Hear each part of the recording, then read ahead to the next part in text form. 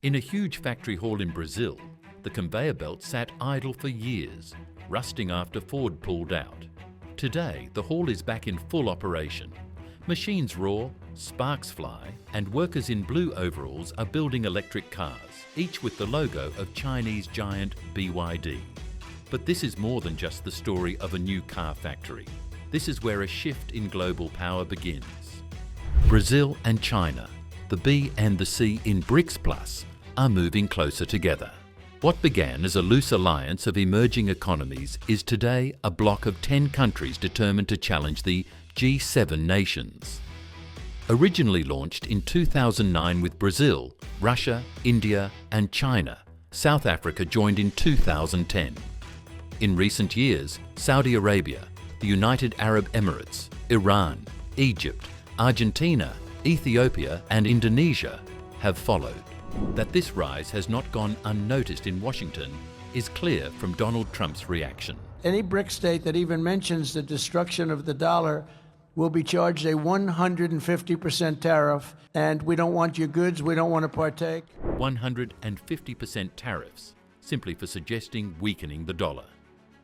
Washington knows a systemic shift is underway. BRICS Plus unites almost 40% of the world's population, controls over 80% of the world's rare earth reserves, the raw materials essential for high-tech products, electric vehicles, wind turbines, and military technology, and holds more than 20% of global oil and gas reserves. The bloc overtook the G7 in purchasing power parity GDP as early as 2019. Today, BRICS nations collectively produce around $72 trillion, while the G7 stands at about $57 trillion. This economic weight difference alone would be remarkable, but it is only part of the bigger picture. With growing economic power also comes the ambition to rewrite the rules of the global financial system.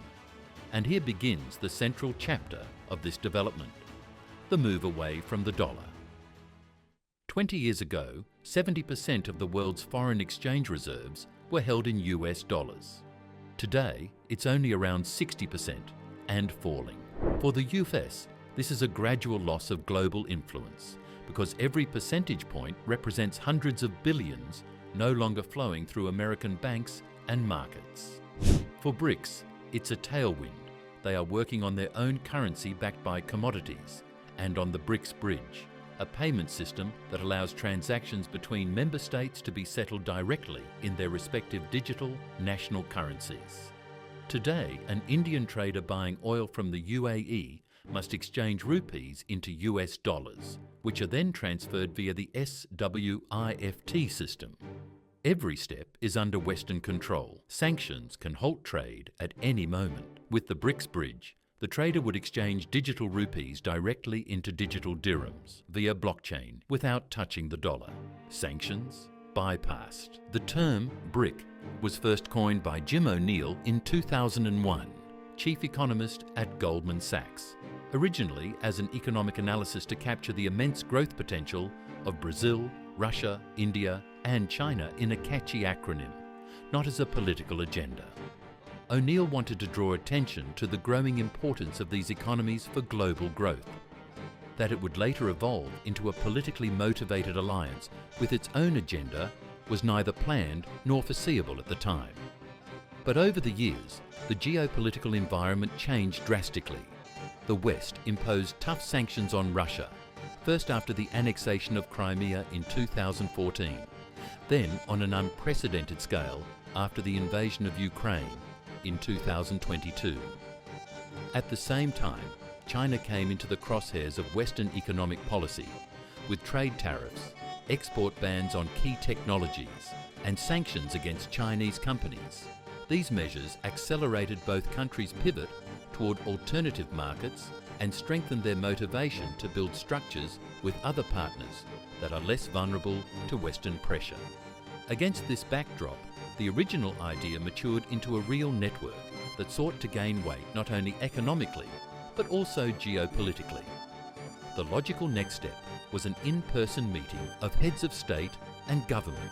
In 2009, the first BRICS summit took place in Russia, where the vision became tangible. Just a year later, South Africa joined. Since then, the bloc has massively expanded its trade. Between 2021 and 2024 alone, trade within the core members grew by 40% to over $700 billion, increasingly in yuan, rupees or rubles instead of dollars. The New Development Bank, NDB, is the financial backbone of BRICS PLUS.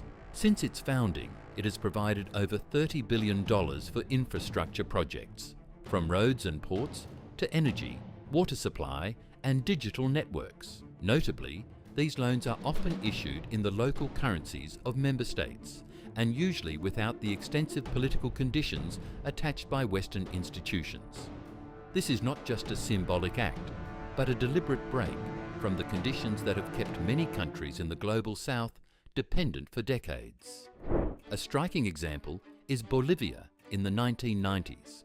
To receive urgently needed World Bank loans, the country was forced to privatize its water supply.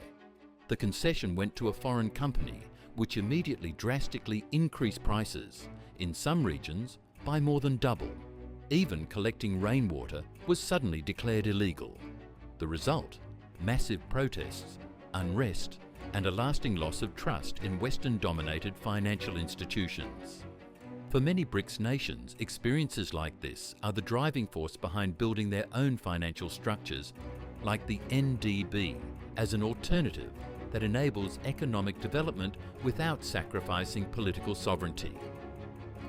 With the accession of Saudi Arabia, the UAE and Iran, BRICS Plus now has direct influence over some of the world's most important energy sources, from the oil of the Persian Gulf to Iran's strategically significant gas fields.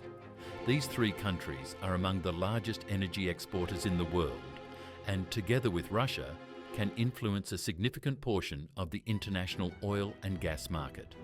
Combined with China's enormous economic power, its role as the world's largest energy importer, and Russia's nuclear arsenal, as well as its own vast energy reserves, a bloc is emerging that plays in the same economic, geopolitical and security league as the West. Through this energy axis, BRICS Plus gains additional bargaining power in international forums, a tool that can influence both pricing and political decision-making. Yet despite all the economic progress and growing political significance, BRICS Plus is still far from replacing the US-led world order. The first and perhaps most important reason, the US dollar is not just a currency, but a global safety net. In times of crisis, whether financial crises, pandemics, or geopolitical conflicts, investors flock to the dollar. Even China holds over $800 billion in US Treasury bonds. A sudden break from this system would carry enormous risks for Beijing as well, as a massive sell-off could destabilize its own currency value. Second, there are deep internal tensions within the bloc. India and China face off over border disputes. Brazil struggles with political and economic instability, and Gulf states like Saudi Arabia and the UAE remain closely tied to the US in security matters, including defense agreements and reliance on American weapons technology. Third, military dominance remains firmly with the US. In 2024, they spent almost $1 trillion on defense, nearly twice as much as all BRICS countries combined. With over 750 bases in more than 80 countries, the world's largest navy, and rapid global deployment capability, the US can establish a military presence at almost any point on the globe within hours. This strategic reach and coordination is something the BRICS military infrastructure still completely lacks. Fourth is financial firepower. The New Development Bank lends about $4 to $7 billion annually. By comparison, the World Bank mobilizes $50 to $60 billion each year, has a network in over 170 countries, and enjoys the highest credit rating. This allows it to finance projects even in crisis regions, faster, cheaper, and on a much larger scale. In comparison, the NDB, despite its potential, still looks like a newcomer next to an established global financial giant. BRICS Plus is a growing force in the global system and a challenge to the US.